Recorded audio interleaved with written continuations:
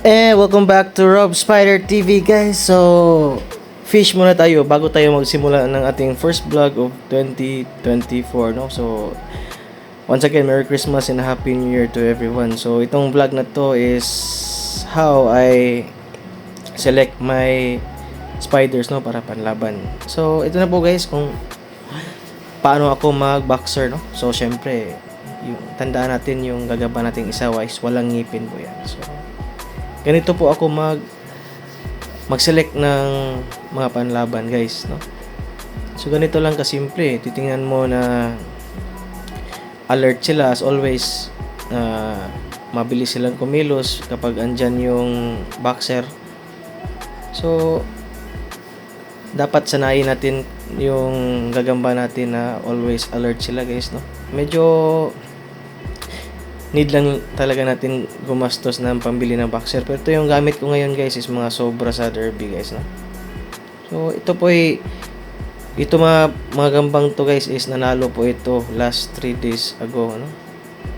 Bago mag New Year. So ngayon ko lang nagawa po itong vlog kasi busy. So ito, guys, is mga hindi po ito selection sila, guys. Mga ano lang po ito, wholesale, galing wholesale ball, guys, no? So sa mga gustong umorder dyan ng gagamba, pwede nyo akong tanungin kung sino yung mga legit sellers dito sa Cebu, guys, no? So once again, ito po yung paano ako mag-select ng panlaban, guys. So need natin is 3 buckles, no? 3 buckles para alam natin kung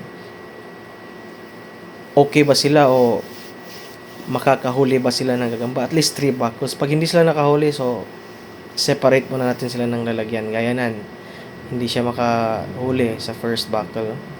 Second, ayaw pa rin. And try natin sa third buckle, no, kung mahuhuli niya. Kung hindi niya mahuhuli, is yan, matik separate muna natin yung gagamba natin. Mas okay talaga yung mahuli niya yung boxer, no. So ayan. So, hindi niya nahuli. So, yan, may separate natin, guys. Hindi ko lahat nilalagay sa video na nahuhuli nila lahat ng boxer. May mga boxers din, guys, na sa first buckle, makukuha na nila yung boxer, no? Yung mga panlaban natin. Kaya, importante dyan is, bago natin sila i-boxer, syempre, nakakain sila, nakainom sila ng tubig, at naka-pointing ng isang load mo, guys. So once again, yung sa mga nagtatanong dyan, ilang days bago pwede malaban yung gagamba. So para sa akin, guys, 3 to 4 days, no? Maganda yung ma-mature natin yung gagamba. Na maging kalmado sila, sanay silang kumagat. And sa mga nagtatanong dyan, guys, if yung load is nagpapatapang ba ng gagamba? Para sa akin, guys, yung load is hindi po ito nagpapatapang. Ito po ay nagpapagutom ng gagamba dahil sa antibacterial, no? Kasi kumakati yung tiyan nila dyan kasi nga antibacterial, antibiotic. So nagugutom sila, guys. Iba yung tapang at gutom, no, for me. Kasi pag sinabi mong gutom, syempre, kakagat talaga sila. Pero pag gutom sila na wala sa kondisyon, madali sila manghihina. And sa selection naman po ng patapang is, ikaw yung magde-decide kung matapang ba yung gagamba mo. Syempre, dadaan sa ating boxer, no? Makikita natin kung gaano siya kabilis pumatay, lalo na pag mas malaki pa sa kanya. Pero yun nga, sabi ko sa mga newbies dyan, mas okay na gagamit ka ng boxer na one size lower sa kanilang size. Like for example, gaya nito, it's good size. So, gagamitin mo is TM or tercera na boxer. Para lang ma-exercise yung dominance nila o yung kayang-kaya nilang patayin yung boxer. Nasasanay sila eh. Pag nasanay na silang pumatay, syempre, may makikita ka ng chance na hindi tatalon yan. Pag medyo magkaparehas lang sila ng sukat pag first buckle, no? Importante kasi 'yon sa gagamba, yung first buckle din. Kasi pag sa first buckle guys, pag tatakbo yung kalaban, then yung sa'yo wala pang sugat, may chance na syempre malapit na sa panalo guys, no? Then sa ulutan din guys, para sa akin mas okay din yung mautak din yung tagapag ano mo, tawag dyan, taga-sukat mo sa tupada. Di ko alam kasi anong Tagalog ng tapad-tapad dito sa Cebu. Tapad tawag dyan So once again guys, kung titingnan nyo yung video, no? So, itong batch na to is mostly nakakahuli sila ng boxer. Out of 20 spiders, 2 lang na-reject dito. Yan. So, makikita mo yung vibration na papasok yung kalaban. So, ito guys, is sinishare ko lang kung paano maggawa ng mag-adjust ng syringe, no, for water. So, ito po yung needle, no, syringe. So, papakita ko sa inyo kung paano mag-adjust para matansya nyo yung tubig. Kasi may nagtatanong din kung paano po ba, Boss Robs, kung pinapainom ba sa cotton buds yung gagamba. Ito po yun. Kukuha ako ng bagong syringe. So, as you can see, no, it's 10 ml guys. Pag bibili kayo, nasa butika lang to. Yung iba, hindi nabibigay na syringe, no? Ayan.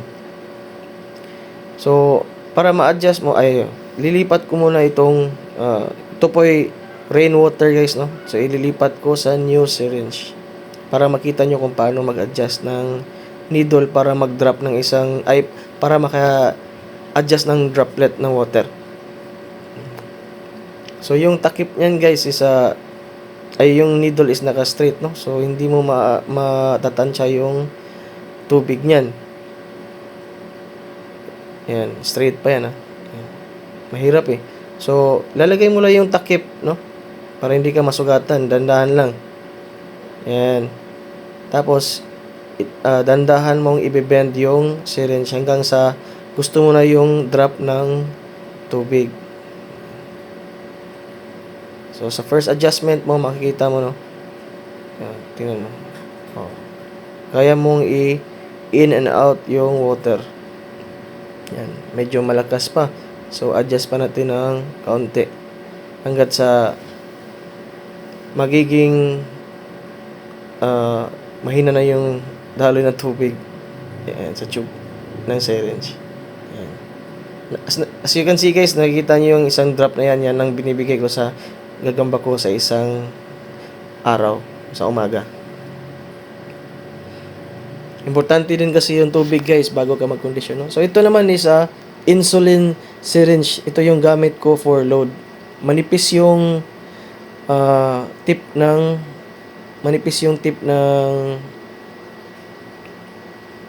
ito pala. Ito yung dalawang water syringe ko. So adjust na yan. So nagtanong dyan, shout out sa iyo, boss. Maraming salamat para sa tanong mo. At least may share natin sa iba, no? So, once again, babalik ako sa insulin, no? Para sa load shot, no? Para hindi mag-OD o masobrahan. So, ganito po lang, guys.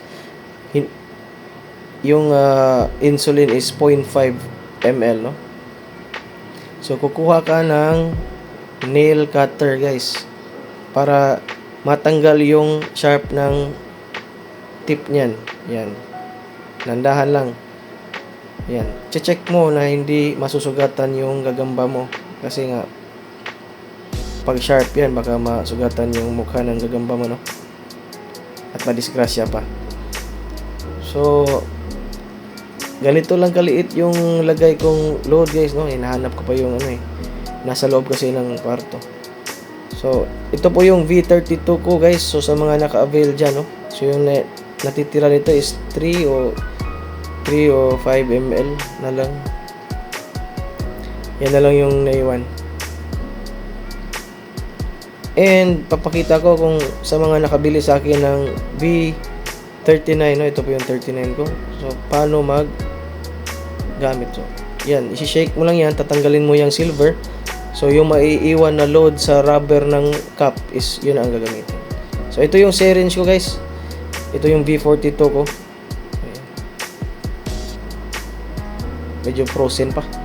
So, yan. Ganito lang kaliit yung paglagay guys, no? Parang tip lang ng ballpen guys, no? Ayan. Napakaliit.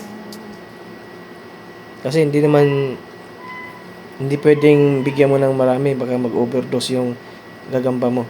Ayan. Okay guys, nakikita nyo. So sa mga newbies dyan, ganito lang kaliit ha. So once again guys, sana marami kayong natutunan sa vlog na to. And habang nasa bakasyon ako, papatuloy ko yung sharings ko share ko yung knowledge ko. So ito yung load ko, andito pa rin. Thanks for watching Rob Spider TV.